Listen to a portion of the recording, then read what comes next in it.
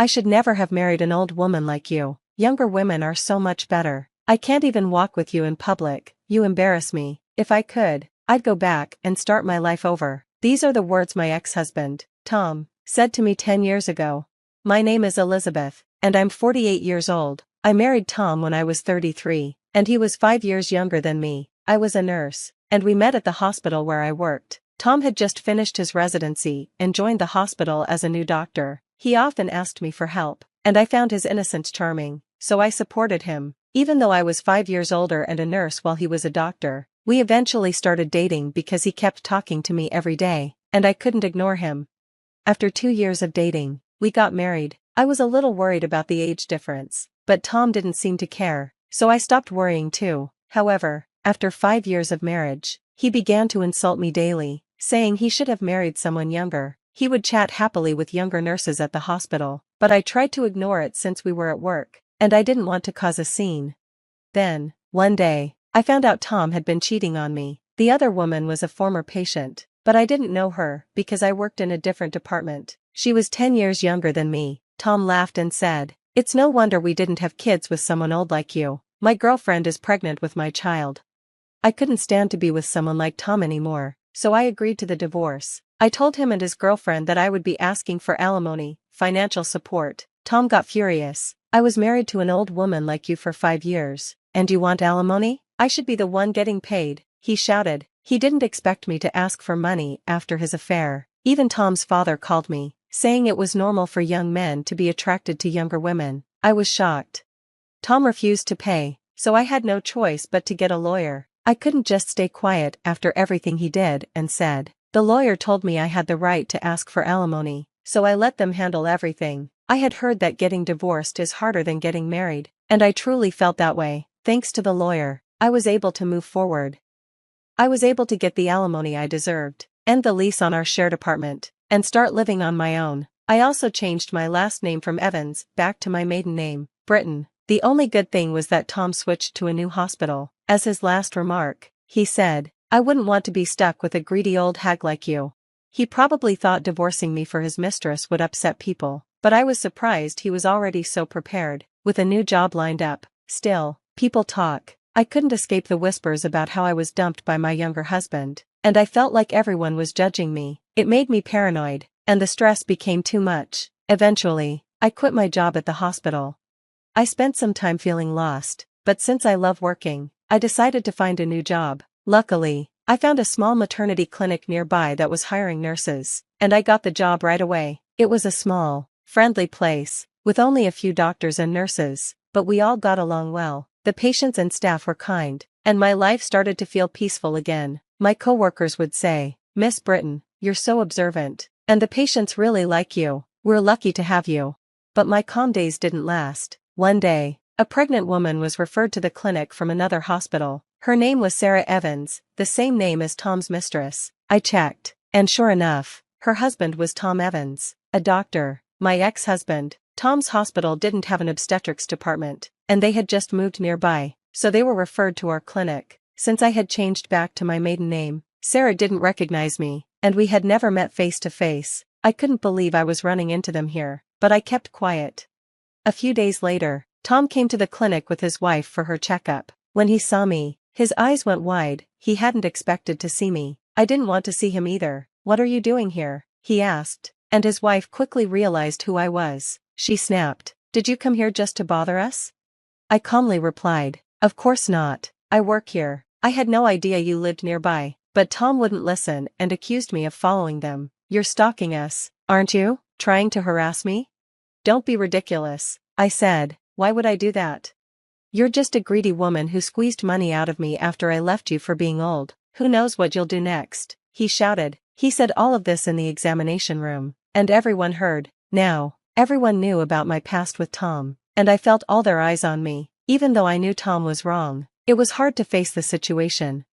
I felt really uncomfortable. "I'm scared. I feel like she's looking at me with bad intentions. What if something happens to my baby?" Tom's wife added to the drama, fake tears in her eyes. Tom then said firmly, "I don't know what she's capable of, so please keep her away from my wife." The doctor in charge asked me to leave the room. It wasn't because they suspected me, but it seemed like the only way to calm things down was for me to step out. I understood that patients come first, and I didn't want to stay either, but it still made me feel terrible.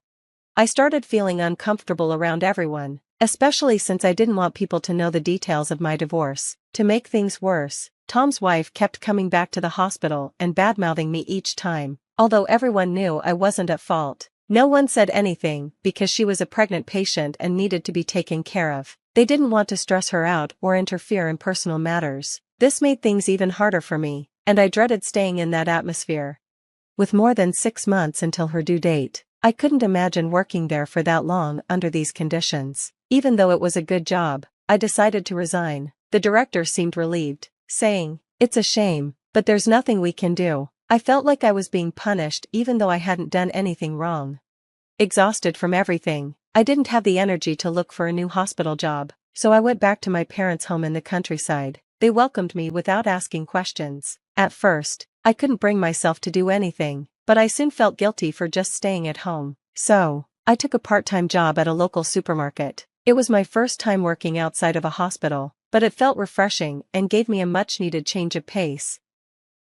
I loved being a nurse, but it came with the huge responsibility of caring for people's lives. There wasn't a single day I could relax. Being away from that pressure felt like a weight had been lifted off my shoulders. 3 years after moving back home, the supermarket offered me a full-time position. My hard work had been noticed, and I was happy to accept the offer. 4 years later, a matchmaker approached me and asked, "Would you consider an arranged marriage?" Surprised, I said, "Excuse me?" The store manager, who suggested it, said, "I have the perfect person for you," but at 45, I had no plans of remarrying, so I politely declined. Still, the manager kept insisting. The other person was a 47-year-old divorcee like me, also divorced because of a cheating spouse. It happened to him 20 years ago. In the end, I couldn't say no to the meeting, and we agreed to meet in person, without any middleman. When I arrived at the restaurant, he was already there. As I walked in, he quickly stood up and bowed deeply but accidentally hit his forehead on the table. Ouch! His face turned red, and I couldn't help but laugh. It felt like something straight out of a comedy. "Hi, I'm James. Thank you for coming today," he said. "Nice to meet you, I'm Elizabeth," I replied. Thanks to his funny little accident, we quickly felt comfortable with each other. As we talked, he told me that he had asked for this arranged meeting because he fell in love with me at first sight when he visited our supermarket during a business trip. It turned out the store manager was his old college senior, and he helped set up the meeting. "I'd like to have a serious relationship, if possible," he said. I had planned to refuse, but somehow I couldn't say those words. Instead, I found myself wanting to see him again. After dating for 6 months, we decided to get married. Both my parents liked him and were genuinely happy for us. Living with my husband, who always thought of me first, was a true blessing. Since we were both older, we didn't plan on having kids. We just wanted to enjoy a peaceful life together, hand in hand. However, when I turned 48, my health started to decline. I went to the hospital for a checkup, thinking I was sick, but the doctor told me I wasn't just ill, I was pregnant. I never imagined getting pregnant at this age, and I had assumed my symptoms were something else, not morning sickness. I think my husband was just as shocked. When I told him, "It seems like there's a baby," he responded naturally, "That's great. So, who's the lucky one? Do I know them?" I smiled and said, "Yeah, you know them very well, they're right in front of you." "What? I'm the one who's pregnant," I added. My husband looked confused and stayed quiet for a moment. I thought to myself. The man I was set to meet was a 47-year-old divorcee, just like me. He had gone through a divorce because his spouse had cheated on him, which happened 20 years ago. In the end, I couldn't say no, and we agreed to meet directly, without using any go-between. When I arrived at the restaurant, he was already there. As I walked in, he quickly stood up and bowed, but accidentally hit his forehead on the table. Ouch! His face turned red, and I couldn't help but laugh. It was like something out of a comedy. "Hi, I'm James. Thank you for coming today," he said awkwardly. "Nice to meet you, I'm Elizabeth," I replied, still smiling. That little accident broke the ice, and we soon felt comfortable with each other. As we talked, I found out that this meeting happened because James had fallen in love with me at first sight when he visited the supermarket where I worked during a business trip. He had asked his old college friend, who was the store manager, to set up the meeting. I'd like to have a serious relationship, if possible, he said. I had come with the idea of turning him down, but I couldn't bring myself to say no. Instead, I found myself wanting to see him again. After dating for 6 months, we decided to get married. My parents really liked him, and they were happy for us. Living with James, who always thought of me and cared for me, was a true blessing. Since we were both older, we didn't plan to have children. We just wanted to live a peaceful life together.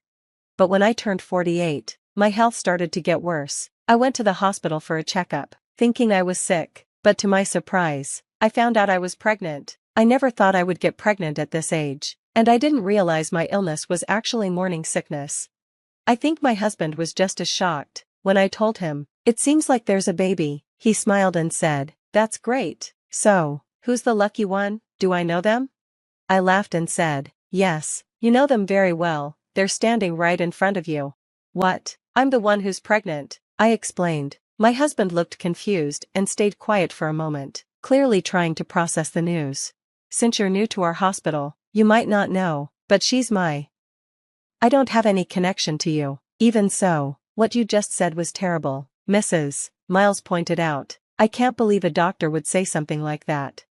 Just then, my husband arrived. "Sorry I'm late. My wife has been a great help to you," he said, noticing I was upset. Tom, looking pale, sensed something was wrong. "Is something wrong?" my husband asked. "I was just told by this man, Dr. Evans, that giving birth at 48 is disgusting," I explained. Hearing this, my usually calm husband's face changed instantly. He realized this was the same Dr. Evans, my ex-husband, that I had told him about. He knew Tom's name and occupation. "Are you Dr. Evans? Did you insult my wife?" my husband asked. Well that's..." Tom stammered. "What kind of hospital is this, where a doctor insults a patient? I can't trust my wife and unborn child to a place like this," my husband exclaimed.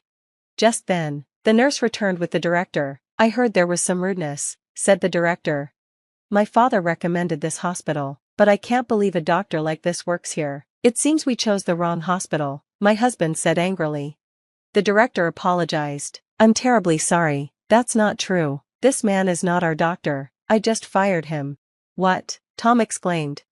"I didn't know he was like this. I only hired him because a friend asked me to. We don't need a doctor who talks like that. He won't be here again," the director said firmly. Tom tried to protest, but the director silenced him. "Shut up and leave. Don't come near our hospital again." Tom was dragged out by another doctor, still shouting. The director apologized so much that we felt bad for him. We calmed down and sat back down, but my husband was still angry. "Did you fire him because my father donated to this hospital? If not, would you have let him stay?" The director shook his head. He explained that Tom had only been at the hospital for a week. Tom's father, who was an old classmate of the director, had begged him to give Tom a job. The director had no idea Tom would act like this and apologized again. "It's not like all the doctors here are like Tom. In fact, the obstetrician here is very good. If Tom wasn't around, I'd be happy to have the baby here," I said. My husband agreed. A few days later, Tom contacted us, begging for help. "Could you talk to the director and get me rehired? If you ask, they might reconsider," he pleaded. Apparently, Tom had been fired from many hospitals due to his bad attitude, and his father had warned him this was his last chance. My husband took the phone and told Tom that if he ever contacted us again, he would report him for harassment. After that, Tom never called again. Later, on the way home from the hospital, we saw Tom working at a convenience store. It seemed no hospital would hire him anymore. He told us his wife and child had left him, but I didn't feel any sympathy. We decided not to go to that convenience store again. The following year, I gave birth to a healthy baby girl. She is adorable, and no matter what, I'm determined to raise her with love and care. My husband has been smitten with her since the day she was born, and I have to make sure he doesn't spoil her too much.